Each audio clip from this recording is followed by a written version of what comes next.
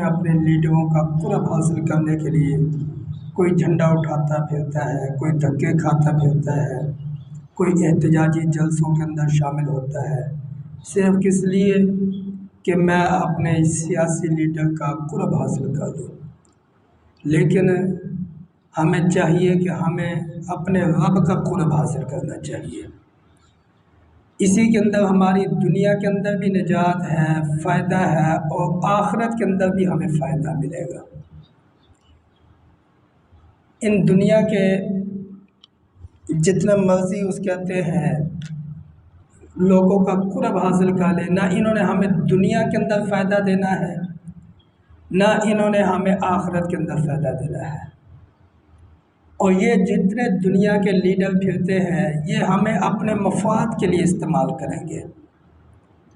جب ہمارا استعمال ہو جائے گا تو ہمیں پھینک دیں گے۔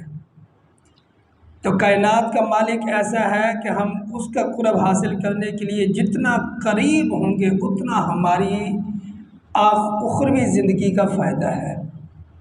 اللہ تعالیٰ بھی فرماتے ہیں وَمَا أَمْوَالُكُمْ وَلَا أَوْلَادُكُمْ بِالَّتِي تُقَرِّبُكُمْ عِنْدَنَا زُلْفَىٰ إِلَّا مَنْ آمَنَ وَعَمِلَ صَالِحًا۔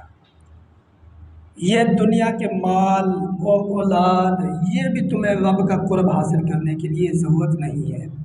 اگر رب کا قرب حاصل کرنے کے لیے چاہتے ہو إِلَّا مَنْ آمَنَ وَعَمِلَ صَالِحًا، اپنے رب کے اوپر ایمان لے کر کے ہو اور عمل صالح کرو۔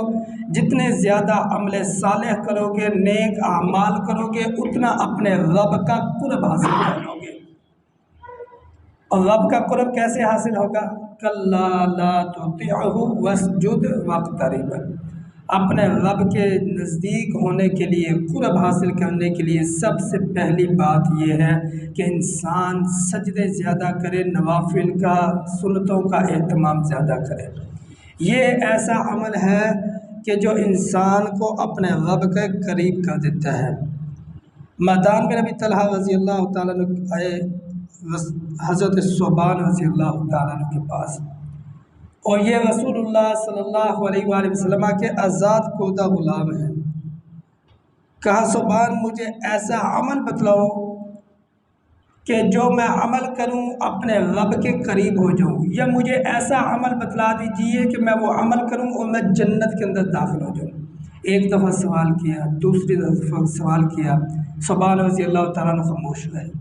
تیسری دفعہ سوال کیا، جب تیسری دفعہ سوال کیا تو ثوبان رضی اللہ تعالیٰ عنہ کہنے لگے زیادہ سے زیادہ سجدے کیا کرو، اور انسان اپنے رب کے اس وقت سب سے زیادہ قریب ہوتا ہے جب وہ سجدے کی حالت کے اندر ہوتا ہے۔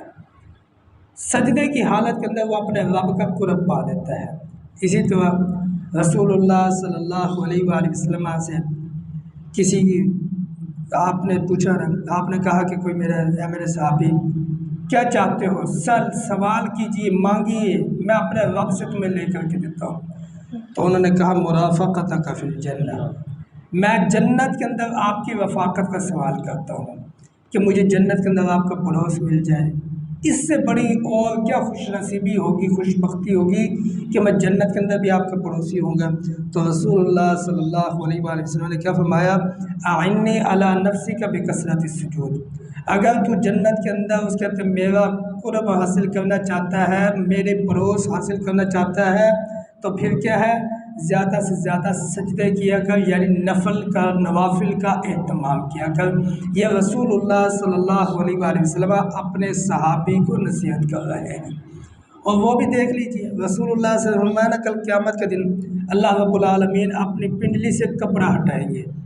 جب اپنی پنڈلی سے کپڑا ہٹائیں گے تو کائنات کے اندر جتنے لوگ ہیں یہ سارے سجدے کے اندر گر پڑیں گے، سجدے کے اندر گر پڑیں گے، سوائے اس آدمی کے جو دنیا کے اندر سجدے نہیں کرتا تھا، نوافل نہیں پڑھتا اور ریاکاری کرتا تھا، کوئی بھی عمل کرتا تھا اللہ کی رضا کے لیے نہیں کرتا تھا۔ میں ان کی کمر اس طرح ہو جائے گی جس طرح تختہ ہو جاتا ہے، وہ سجدہ نہیں کر سکیں گے، باقی ساری کائنات سجدے کے اندر گر جائے گی۔ صرف ایک اللہ تعالیٰ اپنی پنڈلی سے کپڑا ہٹانے کی وجہ سے یہ معاملہ پیدا ہوگا۔ تو اس لیے اگر آپ چاہتے ہیں اپنے رب کا قرب حاصل کرنے کے لیے تو پھر یہ ہے کہ آپ زیادہ سے زیادہ نوافل کا اہتمام کیا کریں اور سجدے کیا کریں۔ رسول اللہ صلی اللہ علیہ وسلم ہمارا کہ سجدہ کے اندر انسان اپنے رب کے زیادہ۔ اور دوسرا کیا ہے ہمارا وَإِذَا سَأَلَكَ عِبَادِي فَإِنِّي قَرِيبٌ أُجِيبُ دَعْوَةَ الدَّاعِ إِذَا دَعَانِ فَلْيَسْتَجِيبُوا لِي وَلْيُؤْمِنُوا بِي لَعَلَّهُمْ يَرْشُدُونَ۔ جب میرے بندے آپ سے سوال کریں تو ان کو کہہ دیجئے کہ کائنات کا مالک آپ کا سب سے زیادہ قریب ہے۔ رسول اللہ صلی اللہ علیہ وسلم فرمایا جس آدمی کے لیے دعا کے دروازے کھول دیے گئے کہ آدمی دعا ہی مانگتا ہے، جب فارغ ہوتا ہے اپنے رب سے مانگنے بیٹھ جاتا ہے، یعنی اس کے لیے دعا کے دروازے کھول دیے گئے، گویا کہ اس کے لیے رحمت کے دروازے کھول دیے گئے ہیں اور وہ جتنی چاہتا ہے رحمت اپنے رب سے لے سکتا ہے اور اکٹھی کر سکتا ہے۔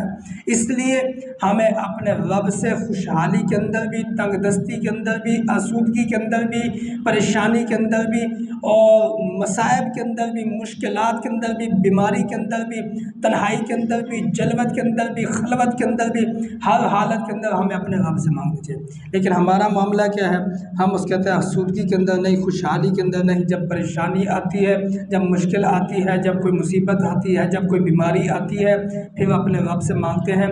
جب خوش ہوتے ہیں، جب خوشحالی ہوتی ہے، جب صحت ہوتی ہے، جب تندرستی ہوتی ہے، ہم اپنے رب سے نہیں مانگتے۔ تو اس لیے ہمیں اپنے رب سے ہر حالت کے اندر مانگنا چاہیے۔ اور تیسرا معاملہ کیا ہے، رسول اللہ صلی اللہ علیہ وآلہ وسلم نے فرمایا کہ اپنے رب کے راستے کے اندر خرچ کیا کرے، انفاق فی سبیل اللہ، اللہ کے راستے کے اندر خرچ کرنے۔ وَمِنَ الْأَعْرَابِ مَن يُؤْمِنُ بِاللَّهِ وَالْيَوْمِ الْآخِرِ وَيَتَّخِذُ مَا يُنْفِقُ قُرُبَاتٍ عِندَ اللَّهِ وَصَلَوَاتِ الرَّسُولِ۔ انسان جب اللہ کے راستے کے اندر خرچ کرتا ہے، اپنا مال دیتا ہے، تو وہ بھی اپنے رب کا قرب پانے کے لیے اگر کرتا ہے تو اس کو رب کا قرب مل جاتا ہے اور وہ اپنے رب کا قرب پا لیتا ہے۔ رسول اللہ صلی اللہ علیہ وآلہ وسلم نے فرمایا روزانہ آسمان سے 2 فرشتے زمین پر اترتے ہیں اور دونوں دعا کرتے ہیں۔ ایک دعا کیا کرتا ہے، ایک دعا یہ کرتا ہے اے اللہ جو تیرے راستے کے اندر خرچ کرتا ہے اس کے مال کے اندر برکت ڈال دے، اس کے مال کو بڑھا دے، ایک یہ دعا کرتا ہے۔ اور دوسرا کیا کرتا ہے، دوسرا یہ دعا کرتا ہے اے اللہ جس نے مال کو روک لیا، تیرے راستے کے اندر خرچ نہیں کیا، اس کے مال کو تلف کر دے، ختم کر دے، اس کے مال کو نقصان کر دے۔ یہ 2 فرشتے ہیں، ایک دعا کرتا ہے، ایک بد دعا کرتا ہے۔ اور ہم اپنی زندگی کا معمول بنائیں رب کا قرب حاصل کرنے کے لیے کہ اگر رب کا قرب حاصل کرنا ہے تو روزانہ کچھ نہ کچھ اللہ کے راستے کے اندر خرچ کیا کریں، اس کے ساتھ بھی رب کا قرب ملتا ہے۔ اللہ رب العالمین سے دعا ہے کہ اللہ رب العالمین مجھے اور آپ کو سمجھنے اور اس کے اوپر عمل کرنے کی توفیق عطا فرمائے۔ وما توفیقی الا باللہ علیہ توکلت و الیہ انیب۔